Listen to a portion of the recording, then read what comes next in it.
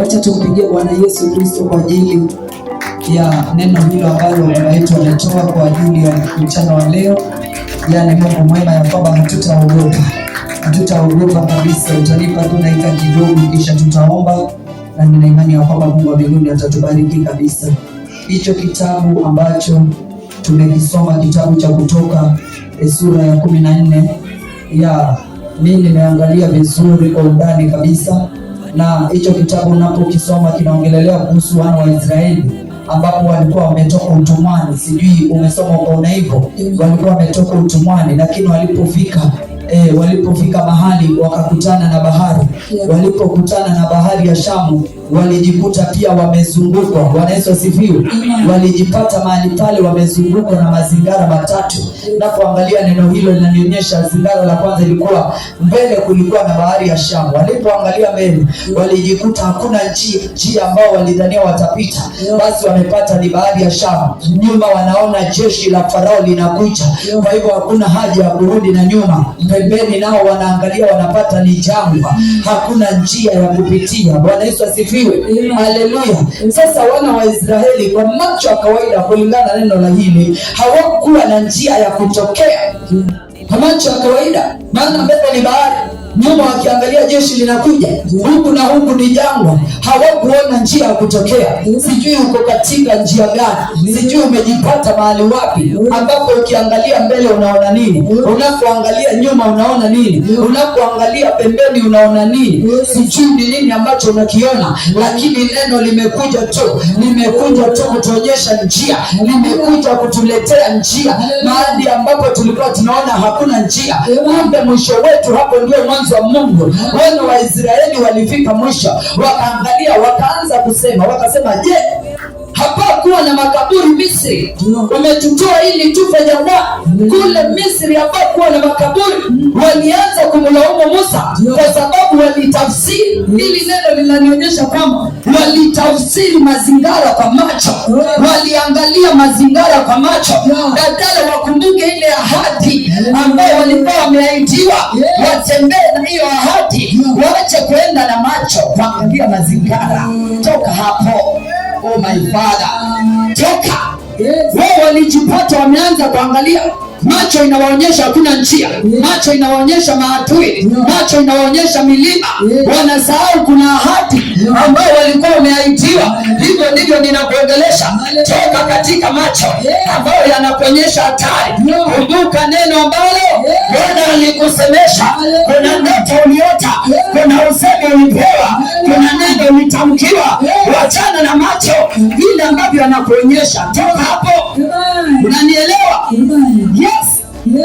Hili neno linanitia nguvu. Linanionyesha kwamba Mungu hakuwapeleka baharini ili waangamie. Hapana. Aliwapeleka pale ili Farao waangamie. Kuna mahali pengine Mungu anakufikisha, si wewe uangamie, adui yako angamie. Adui angamie. Oh my Father. Kumbe niko hapa si kwa sababu ya kuangamia, ni kwa sababu ya adui aingie katika bahari. Kile kinakutishia kitamwangamiza.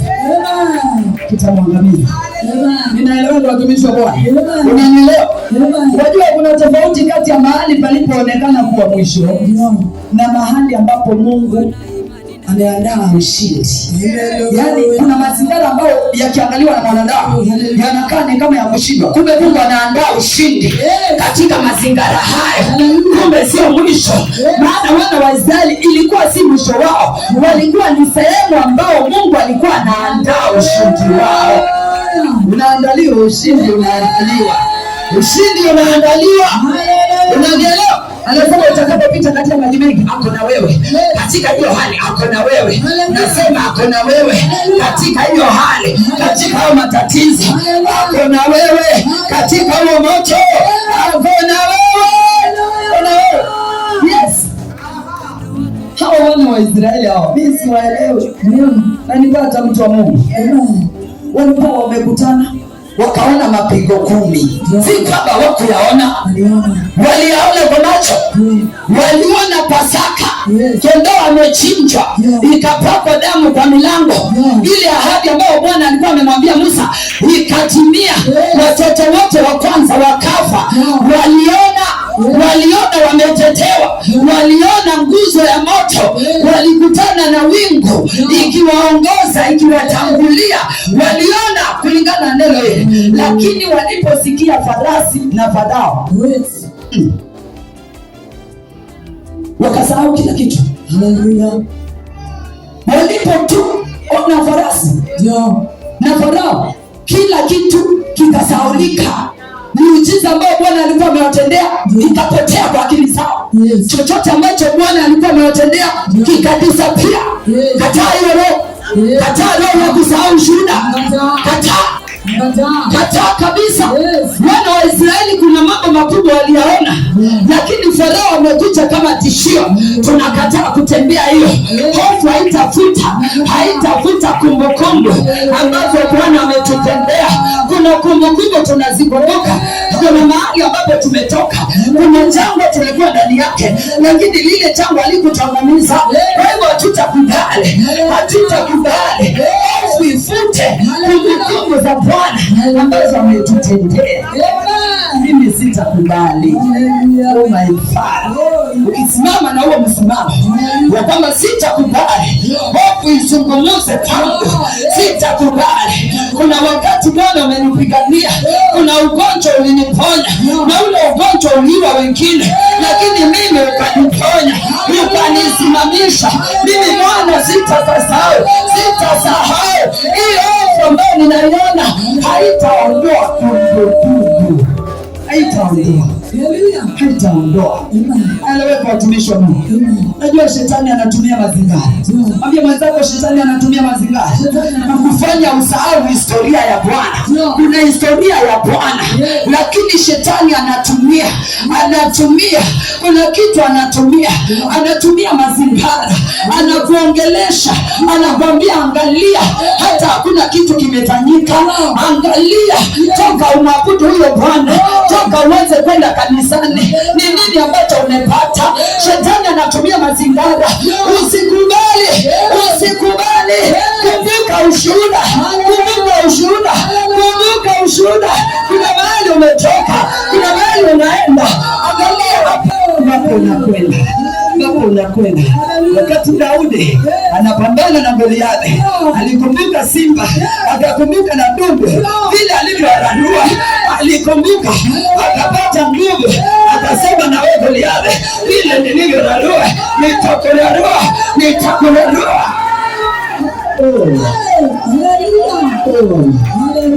Thank you Jesus.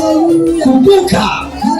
Au kwa hivyo hata kama mazingara ikoje, kuna biashara ulikuwa unaifanya. Wewe ulikuwa unashika mamilioni, ulikuwa moto mkubwa, ulikuwa sawa. Ukikumbuka hilo, utaona kesho ikiwa ni bora. Utaiona ikiwa ni bora. Yes. Hautakubali hofu. Simba na ndugu kararua. Goliathi ni nini? Kumbuka hiyo. Kumbuka. Yes. Sasa ukikumbuka ulipotolewa na Mungu, ukikumbuka utaamini kule anakokupeleka, utaishika. Ukikumbuka kule alikokutoa, utakuwa na imani ya kwamba nitaingia, nitakwenda, nitafika. Kwa sababu kama alinitoa pale, ana uwezo wa kunifikisha pale. Hiyo neno imenihubiria, si yangu, lakini the way the revelation was coming, hiyo neno nikaichukua ni yangu. Kumbe kuna wakati mwingine nachoka, lakini Bwana anataka nikumbuke ya kwamba hii bahari si ya kuniangamiza, ni ya maadui watesi. Hapa ndipo watakapoangamia, na hiki ambacho nakiona ni kama njia ambayo haitapatikana. Kumbe hapa ndipo njia, hapo ndipo njia.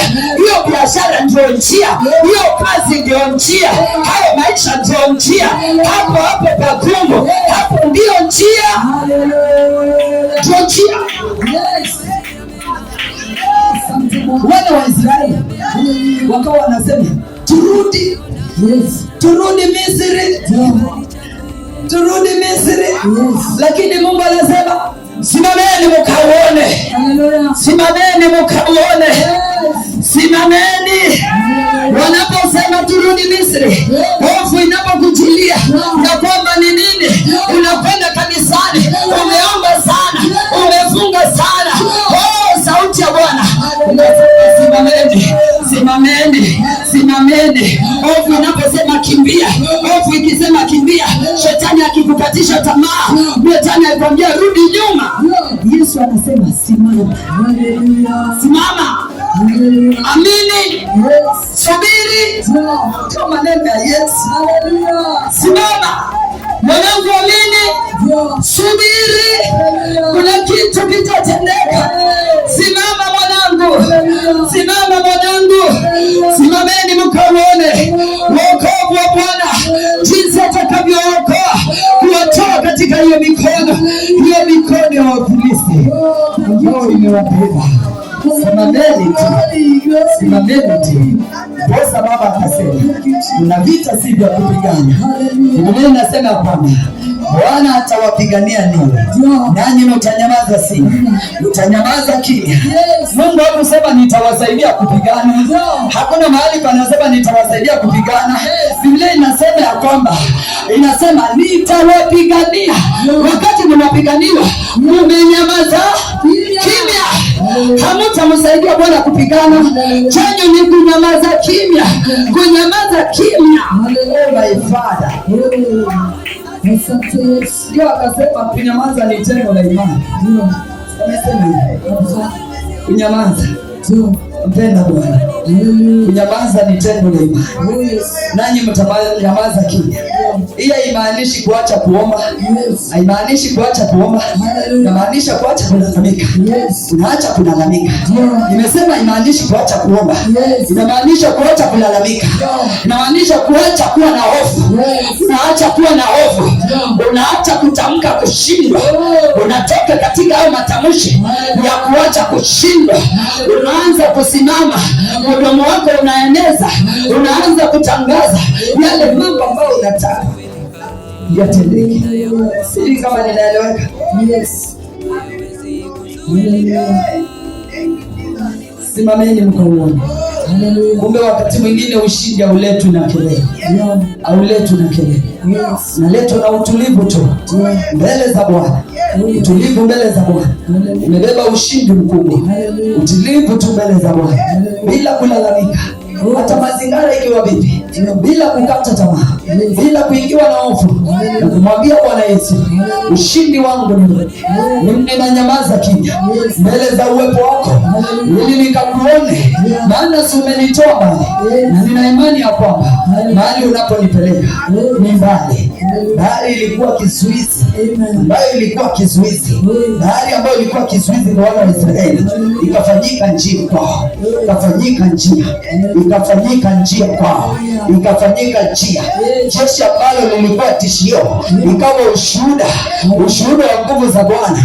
Lile jeshi ambalo unaliona katika maisha yako, sijui ni jeshi gani ambalo umekutana nalo, ambalo limekutishia, hilo jeshi kubwa linafanyika ushuhuda, ushuhuda katika maisha yako, ushuhuda.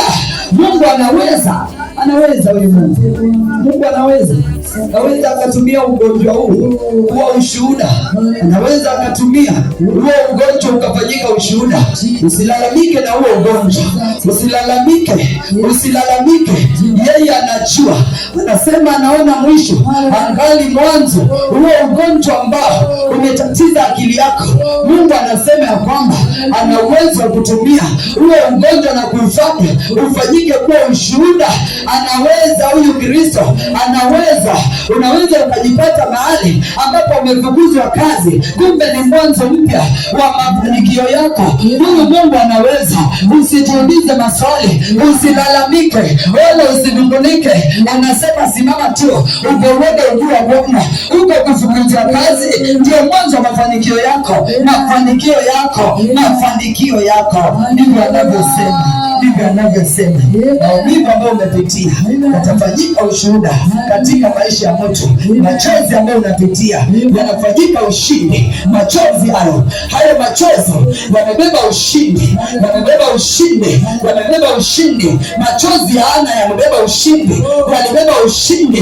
Leo hii tunamsema shujaa ambaye alizaliwa kwa machozi, alizaliwa ndani ya machozi. Katika machozi panazaliwa vitu.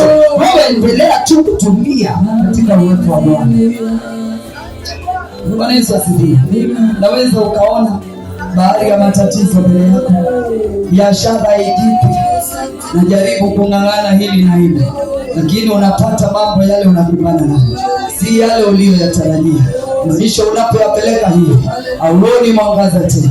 Leo Bwana ametukumbuka, nasema simameni mkauone, simameni mkauone, simameni mkauone, simameni mkauone. Haijalishi unaona nini, sijui ni nini ambacho unakiona, lakini neno la Bwana limemaliza. Naweza ukawa nyuma yako kuna mambo inayokufuatilizia. Unapoangalia historia ya kwenu, hakuna hata mmoja alitokezea, hakuna hata mmoja ambaye anaweza akasimama hata akaongea kwa watu, lakini Bwana anasema usiogope, usiogope, usiogope.